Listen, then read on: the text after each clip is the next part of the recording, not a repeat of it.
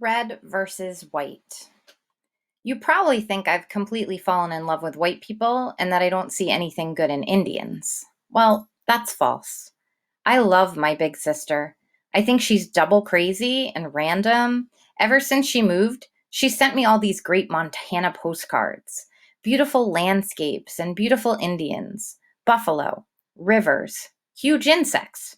Great postcards. She still can't find a job, and she's still living in that crappy little trailer, but she's happy and working hard on her book. She made a New Year's resolution to finish her book by summertime. Her book is about hope, I guess. I think she wants me to share in her romance. I love her for that. And I love my mother and father and my grandma. Ever since I've been at Reardon and seen how great parents do their great parenting, I realized that my folks are pretty good.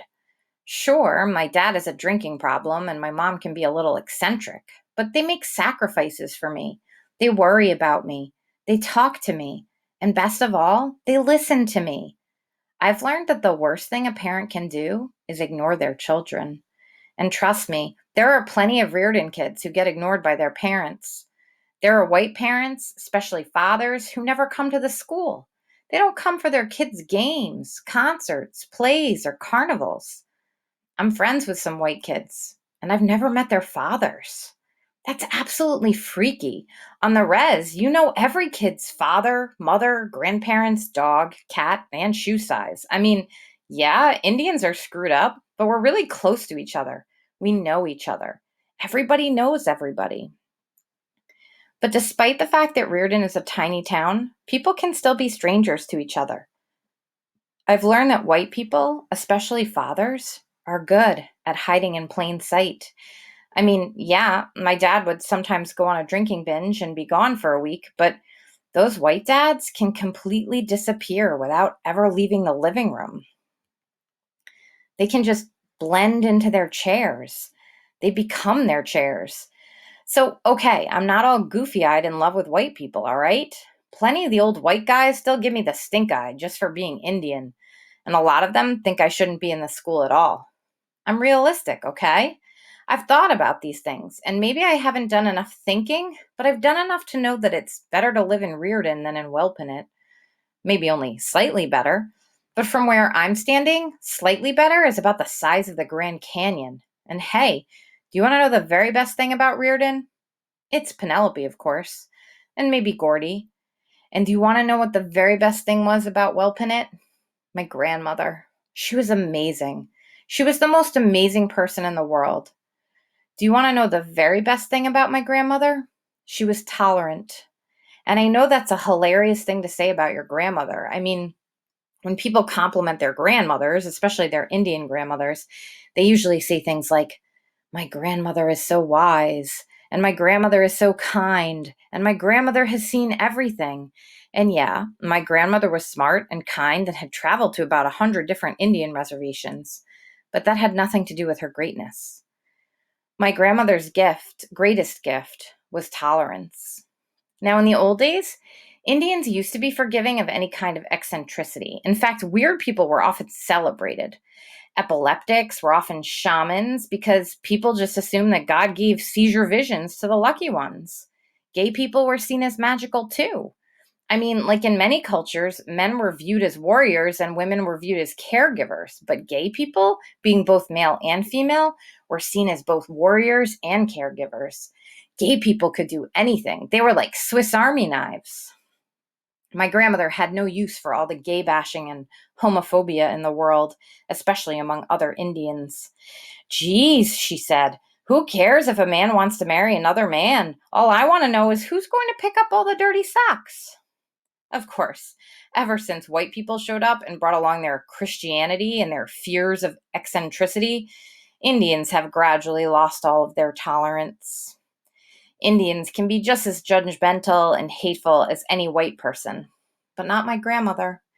She still hung on to that old time Indian spirit, you know? She always approached each new person and each new experience the exact same way. Whenever we went to Spokane, my grandmother would talk to anybody, even the homeless people, even the homeless guys who were talking to invisible people. My grandmother would start talking to the invisible people too. Why would she do that? Well, she said, how can I be sure there aren't invisible people in the world? Scientists didn't believe in the mountain gorilla for hundreds of years. And now look. So, if scientists can be wrong, then all of us can be wrong. I mean, what if all of those invisible people are scientists? Think about that one. So, I thought about that one. He's got his invisible mountain gorilla scientist. After I decided to go to Reardon, I felt like an invisible mountain gorilla scientist. My grandmother was the only one who thought it was a 100% good idea. Think of all the new people you're going to meet, she said. That's the whole point of life, to meet new people. I wish I could go with you. It's such an exciting idea. Of course, my grandmother had met thousands, tens of thousands of other Indians at powwows all over the country. Every powwow Indian knew her. Yep, my grandmother was powwow famous. Everybody loved her. She loved everybody. In fact, last week, she was walking back home from a mini powwow at the Spokane Tribal Community Center when she was struck and killed by a drunk driver. Yeah, you read that right. She didn't die right away. The reservation paramedics kept her alive long enough to get to the hospital in Spokane, but she died during emergency surgery. Massive internal injuries. At the hospital, my mother wept and wailed. She'd lost her mother. When anybody, no matter how old they are, loses a parent, I think it hurts the same as if you were only 5 years old. I think all of us are always 5 years old in the presence and absence of our parents. My father was all quiet and serious with the surgeon, a big and handsome white guy. Did she say anything before she died? He asked. Yes, the surgeon said. She said forgive him. Forgive him? My father asked. I think she was referring to the drunk driver who killed her. Wow. My grandmother's last act on earth was a call for forgiveness, love, and tolerance. She wanted us to forgive Gerald, the dumbass Spokane Indian alcoholic who ran her over and killed her. I think my dad wanted to go find Gerald and beat him to death. I think my mother would have helped him. I think I would have helped him too. But my grandmother wanted us to forgive her murderer. Even dead, she was a better person than us. The tribal cops found Gerald hiding out at Benjamin Lake. They took him to jail. And after we got back from the hospital, my father went over to see Gerald to kill him or forgive him. I think the tribal cops might have looked the other way if my father had decided to strangle Gerald.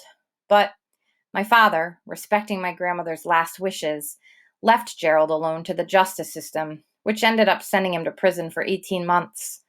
After he got out, Gerald moved to a reservation in California, and nobody ever saw him again. But my family had to bury my grandmother. I mean, it's natural to bury your grandmother. Grandparents are supposed to die first, but they're supposed to die of old age. They're supposed to die of a heart attack or a stroke or of cancer or of Alzheimer's. They are not supposed to get run over and killed by a drunk driver. I mean, the thing is, plenty of Indians have died because they were drunk, and plenty of drunken Indians have killed other drunken Indians. But my grandmother had never drunk alcohol in her life. Not one drop. That's the rarest kind of Indian in the world.